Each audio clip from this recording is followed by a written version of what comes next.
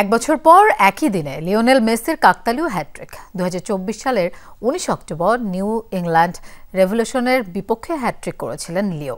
তেমনই এক রোববারে আবারও বাঁ পায়ের জাদুতে ক্যারিয়ারের 60তম হ্যাটট্রিক পূর্ণ করলেন এলেমটন। MLS-এর এই মৌসুমে সর্বোচ্চ 29 গোল করে গোল্ডেন বুট জিতলেন আর্জেন্টাইন এই কিংবদন্তি। নতুন ব্লেন্ডে আরো রিচ অ্যারোমায় সেলন ফ্যামিলি ব্লেন্ড টে। 19 অক্টোবর 2024 MLS-এর নিয়মিত মৌসুমের শেষ দিনে নিউ ইংল্যান্ড রেভলিউশনের বিপক্ষে হ্যাটট্রিক করেছিলেন মেসি।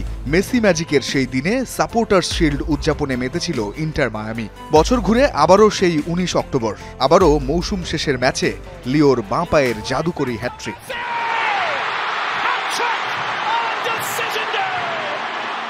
মায়ামির হয়ে দ্বিতীয়বার হলেও ক্যারিয়ারে এ নিয়ে 60তম হ্যাটট্রিকের দেখা পেলেন আর্জেন্টাইন কিংবদন্তি।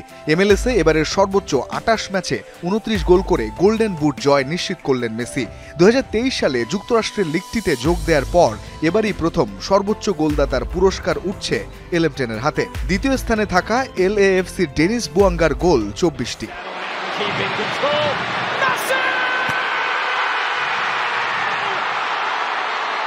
শুরুটা হয় 34 মিনিটে। জর্ডি আলবার কাছ থেকে বল পেয়ে ন্যাশভিলের কয়েকজন ডিফেন্ডারকে কাটিয়ে বক্সের মুখ থেকে নিচু শটে বল জালে পাঠান লিও।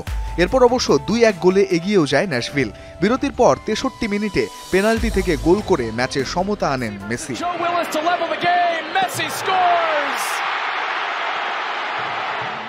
সব মিলিয়ে মৌসুমে 29 গোলের সঙ্গে মেসির অ্যাসিস্ট সংখ্যা 19টি। MLS-এর এক মৌসুমে মোট 48 গোলে অবদান রেখে মেসি এখন দ্বিতীয়। 49 গোলে অবদান নিয়ে শীর্ষে কার্লোস ভেলা। মেসির হ্যাটট্রিকে বড় জয়ের ম্যাচে ইস্টার্ন কনফারেন্সে পয়েন্ট তালিকায় 3 থেকে নিয়মিত মৌসুম শেষ করল মায়ামি। 34 ম্যাচে 65 পয়েন্ট তাদের, সমান পয়েন্ট 2-এ থাকা সিনসিনাটিরও, আর 66 পয়েন্ট নিয়ে শীর্ষে ফিলাডেলফিয়া। রঞ্জন শান্ত, যমুনা স্পোর্টস।